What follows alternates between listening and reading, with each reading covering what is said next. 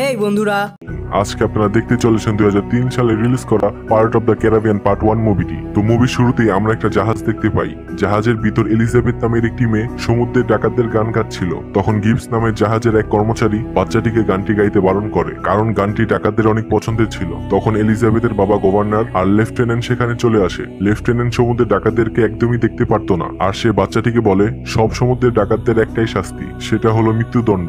এবার কিছুক্ষণ পর ওরা খেয়াল করে ওদের জাহাজের পাশে সমুদ্রে কাঠের উপর একটা বাচ্চা অজ্ঞান হয়ে পড়ে আছে। এটা দেখে ওরা বাচ্চাটিকে উপরে তুলে নেয়। আর কিছুক্ষণ পর ওরা খেয়াল করে একটু দূরে সমুদ্রের মধ্যে একটা জাহাজে আগুন লাগার কারণে সেই জাহাজটা পুরোপুরি ভেঙে যায়। যেটা দেখে সবাই মনে করছে কাজটা সমুদ্রের ডাকাতরাই করেছে। কিছু লোক ওইখানে যায় দেখতে কেউ বেঁচে আছে কিনা। আর তখন এলিজাবেথকে দায়িত্ব দেওয়া হয় ওই বাচ্চাটাকে দেখাশোনা করার জন্য। হঠাৎ করে বাচ্চা ছেলেটার জ্ঞান ফিরে আসে আর বলে আমার নাম উইল টার্নার। এটা বলতে বলতেই ও আবারও অজ্ঞান হয়ে যায়। হঠাৎ এলিজাবেথ বাচ্চাটির গলায় সামুদ্রিক ডাকাতদের একটা স্বর্ণের কয়েন দেখতে পায়, যেটা দেখে ও বুঝতে পারে উইল একজন সামুদ্রিক ডাকাত ছিল। কিন্তু পুরো ঘটনাটা ও সবার থেকে লুকিয়ে রাখে আর কয়েনটা ও নিজের কাছে রেখে দেয়। এরপর 8 বছর পর দেখানো হয় এলিজাবেথ এখন অনেক বড় হয়ে গেছে আর উইলের কয়েনটি এখনো ওর কাছে আছে। এবার একদিন এলিজাবেথের বাবা ওকে বলে আজ দুপুরে আমরা সবাই একটা অনুষ্ঠানে যাব, ওখানে লেফটেন্যান্টকে প্রমোশন দেওয়া হবে, ও তোমাকে বিয়ে করতে চায়। তখন উইল গভর্নরকে একটা তলোয়ার উপহার দিতে এসেছিল। সমুদ্রে থেকে বাঁচিয়ে আনার পর থেকে উইল এখানেই থাকে। এখানে এলিজাবেথ আর উইলকে দেখে বোঝা যায় ওরা দুজন দুজনকে পছন্দ করত, কিন্তু গভর্নর কখনো চাইতো না তার মেয়ে কোনো গরিবদের সাথে মিলে, তাই এলিজাবেথকে সে এখান থেকে নিয়ে যায়। অপরদিকে আমরা জ্যাক স্প্যারোকে দেখতে পাই, যে এই গল্পের প্রধান চরিত্র। ও নিজের একটা ভাঙা নৌকা নিয়ে এখানে চলে আসে। ও ছিল একজন সামুদ্রিক ডাকাত, কিন্তু ওর কাছে নিজস্ব কোনো জাহাজ ছিল না। সেজন্য এই বন্দর থেকে ও একটা জাহাজ চুরি করতে আসে। জ্যাক একটা জাহাজের দিকে যেতে থাকে, তখনই ওইখানে দুইটা সেনাপতি এসে পড়ে। তাদের সাথে কথা বলতে বলতে জ্যাক জাহাজে উঠে পড়ে। আর অপরদিকে দেখা যায় লেফটেন্যান্ট আর এলিজাবেথ সমুদ্রের কিনারে কথা বলছিল। কথা বলতে বলতে হঠাৎ করে এলিজাবেথ নিচে সমুদ্রে পড়ে যায়। তখনই জ্যাক ওকে দেখে সমুদ্রে লাফ দিয়ে ও জান বাঁচায়। এলিজাবেথের গলায় কয়েনটি দেখে জ্যাক জিজ্ঞেস করে তুমি এটা কোথা থেকে পেয়েছো। আর তখনই সবাই চলে আসে। আর তখনই জ্যাকের হাতে লেফটেন্যান্ট ডাকাতদের ট্যাটু দেখতে পায় আর ওকে বন্দি করে ফেলে। এলিজাবেথ বলে ও আমার জীবন বাঁচিয়েছে, ওকে ছেড়ে দাও। কিন্তু কেউ ওর কোনো কথা শুনে না, তাই জ্যাক এলিজাবেথকে বন্দি বানিয়ে ওইখান থেকে পালাতে শুরু করে। জ্যাক শহরের ভিতর একটা কামারশালায় এসে পড়ে। এই কামারশালাটা উইলের ছিল। আর কিছুক্ষণ পরেই উইল এখানে চলে আসে আর জ্যাককে আটকানোর চেষ্টা করে, তাই তাদের মধ্যে লড়াই শুরু হয়ে যায়। কিছুক্ষণ পর সবাই চলে আসে আর জ্যাককে বন্দি করে ফেলে সবাই। সেদিন রাতে সমুদ্রের মধ্যে থেকে একটা জাহাজ কামানের সাহায্যে শহরের মধ্যে বোম ফেলতে শুরু করে। ওই জাহাজটার নাম ছিল ব্ল্যাক পার্ল। আর দেখা যায় কিছুক্ষণের মধ্যে ওই জাহাজের ডাকাতগুলো শহরের মধ্যে ঢুকে আসতে শুরু করে আর এলিজাবেথের বাড়িতে চলে আসে। আসলে এলিজাবেথের কাছে থাকা সোনার কয়েনটাই ওদের দরকার ছিল। সকালবেলা এলিজাবেথ সমুদ্রের জলে পড়ার কারণে কয়েন থেকে একটা সংকেত বের হয়, যা পুরো সমুদ্রে ছড়িয়ে পড়ে। এই সংকেতের কারণে ডাকাতগুলো কয়েনটি খুঁজতে চলে আসে এখানে। এবার ডাকাতদের হাতে পুরোপুরি ধরা পড়ে যাওয়ার পর এলিজাবেথ বলে আমি তোমাদের সর্দারের সাথে কথা বলতে চাই। আর তখন তারা ওকে সর্দারের কাছে নিয়ে যায়। আর এই ডাকাত দলের সর্দারের নাম হলো ক্যাপ্টেন বারবোজা। তো এলিজাবেথ ওদেরকে বলে আমি তোমাদেরকে এই কয়েনটি দিয়ে দিব, কিন্তু তার বিনিময়ে তোমরা এই শহর ছেড়ে অনেক দূরে চলে যাবে আর কখন এখানে ফিরে আসবে না। বারবোজা ওর কথায় রাজি হয়ে যায়। কয়েনটি নেওয়ার পর বারবোজা ওকে ধোঁকা দেয় আর ওকে বন্দি বানিয়ে জাহাজে করে এখান থেকে চলে যায়। তো পরের দিন সকালে উইল এই কথাগুলো জানতে পারে আর ভাবতে থাকে যে জ্যাক একজন সামুদ্রিক ডাকাত, তো অবশ্যই ওদেরকেও চিনে জ্যাক। আর ও নিশ্চয়ই এটা জানবে যে ওই ডাকাতগুলো এখান থেকে কোথায় যেতে পারে। তো এখন উইল জ্যাকের কাছে সাহায্য চায়, কিন্তু জ্যাক ওখানে বন্দি রয়েছে। এবার উইল জ্যাককে সবকিছু খুলে বলে। প্রথমের দিকে জ্যাক ওকে সাহায্য করতে রাজি হচ্ছিল না, কিন্তু পরে উইলের কাছ থেকে ওর পুরো নাম জানার পর জ্যাক ওকে সাহায্য করতে রাজি হয়ে যায়। জেল থেকে বের হয়ে এখন তারা বন্দরে পৌঁছে যায়। ওইখান থেকে তারা খুব চালাকির সাহায্যে একটা বড় শক্তিশালী জাহাজ চুরি করে পালিয়ে যায়। এতদিন উইল মনে করতো ওর বাবা একজন ব্যবসায়ী ছিল, কিন্তু জ্যাক ওকে জানায় ওর বাবা একজন সামুদ্রিক ডাকাত ছিল আর ওর বাবাকে সমস্ত ডাকাতরা বুস্টেপ নামে চিনে। আর এক সময় জ্যাক আর বুস্টেপ একই সঙ্গে কাজ করত, কিন্তু উইল এটা কোনোভাবে বিশ্বাস করতে পারছিল না। এবার জ্যাক তার জাহাজ নিয়ে একটা বন্দরে পৌঁছে যায় আর ওইখানে ওর দেখা হয় গিবসের সঙ্গে, যে তার পুরনো একজন বন্ধু ছিল। এখন জ্যাক গিবসকে বলে আমার কাছে একটা বুদ্ধি আছে, যেটার সাহায্যে আমরা সবাই খুব বড়লোক হয়ে যাব আর ক্যাপ্টেন বারবোজার কাছ থেকে আমি আমার ব্ল্যাক পার্ল জাহাজটিও ফিরে পাবো। কিন্তু এই কাজের জন্য আমার কিছু লোক দরকার। গিবস ওর কথা শুনে ওর সাথে আসতে রাজি হয়ে যায়। আর পরের দিন সকালে জ্যাক কিছু লোক নিয়ে বারবোজাকে খুঁজতে বেরিয়ে পড়ে। অন্যদিকে এলিজাবেথ বারবোজাকে বলে আপনি তো সোনার কয়েনটা পেয়ে গেছেন, তাহলে আমাকে এখনো ধরে রেখেছেন কেন? বারবোজা তখন বলে, এটি কোনো সাধারণ সোনার কয়েন নয়। আজ থেকে অনেক বছর আগে এই একই রকম দেখতে 482টা সোনার কয়েন তৈরি করা হয়েছিল, কারণ এই জায়গায় সামুদ্রিক ডাকাতদের অত্যাচার অনেক বেড়ে গিয়েছিল। ডাকাতরা এখানকার লোকদেরকে খুন করে ওদের উপর লুটপাট চালাতো, আর তাই একদিন এখানকার লোকজন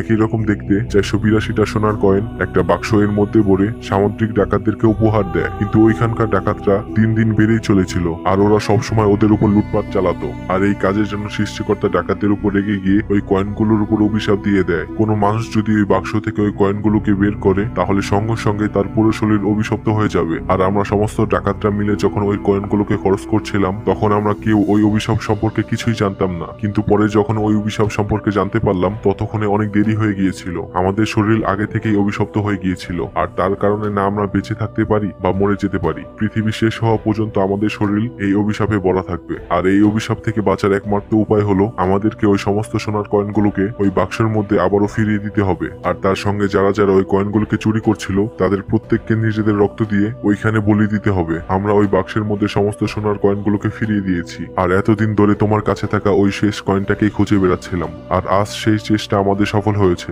আর এখন ওই কয়েনটার সাথে তোমার রক্ত দিয়ে বলিদান দিলেই আমরা সবাই ওই অভিশাপ থেকে মুক্তি পেয়ে যাব। এলিজাবেথ এগুলো শোনার পর জাহাজ থেকে পালানোর চেষ্টা করে অনেক, কিন্তু জাহাজের বাইরে সমস্ত ডাকাতগুলো এখন ভূত হয়ে গেছে। আসলে যখনই ওই ডাকাতদের গায়ের উপর চাঁদের আলো পড়বে, তখনই ওদের শরীরটা কঙ্কালের মতো একটা ভূতের রূপ ধারণ করবে। এলিজাবেথ এগুলো হঠাৎ দেখার কারণে অনেক ভয় পেয়ে যায়। আর অন্যদিকে দেখা যায় জ্যাক নিজের কাছে থাকা একটা ভাঙা কম্পাসের সাহায্যে সমুদ্রের চরম বৃষ্টির মধ্যে ক্যাপ্টেন বারবোজাকে খুঁজতে শুরু করেছে। আর এটা দেখার পর উইল গিবসকে বলে যে কিভাবে এই ভাঙা কম্পাস দিয়ে রাস্তা দেখছে।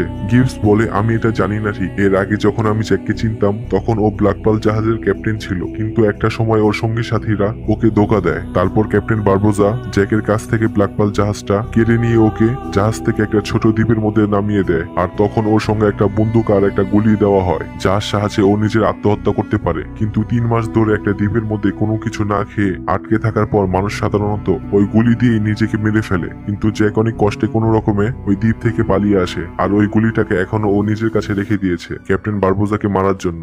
এবার দেখা যায় জ্যাক কিছুক্ষণ পর নিজের সঙ্গীদের সঙ্গে মৃত্যুর দ্বীপে পৌঁছে গেছে। এটা সেই জায়গা ছিল যেখানে বারবোজা আর তার সঙ্গীরা নিজেদের লুট করা সমস্ত সব সোনাদানা লুকিয়ে রাখতো। আর এখন এলিজাবেথকেও বন্দি বানিয়ে ওরা এখানে নিয়ে এসেছিল। এবার জ্যাক আর উইল লুকিয়ে লুকিয়ে ওই দ্বীপের মধ্যে সবার উপর নজর রাখতে শুরু করে। আর ওরা দেখতে পায় বারবোজা সেই সোনার বাক্সের মধ্যে শেষ সোনার কয়েনটাও ফেরত দিয়ে দেয়, আর তার সাথে সাথে বলিদান হিসেবে এলিজাবেথের হাতে রক্ত দেয় সেখানে। কিন্তু দেখা যায় বলিদানের পরেও ওদের শরীরে অভিশাপ রয়ে গেছে, কারণ ওই অভিশাপটা কাটাতে গেলে ওইখানে তার শরীরে রক্ত বলিদান হিসেবে দিতে হবে যে ওইখান থেকে সোনার কয়েনটা চুরি করেছিল, আর যেটা ছিল উইলের বাবা। আর তাই এখানে এলিজাবেথের জায়গায় উইলকে বলিদান দিতে হবে, কারণ উইলের শরীরে ওর বাবার রক্তই বইছিল।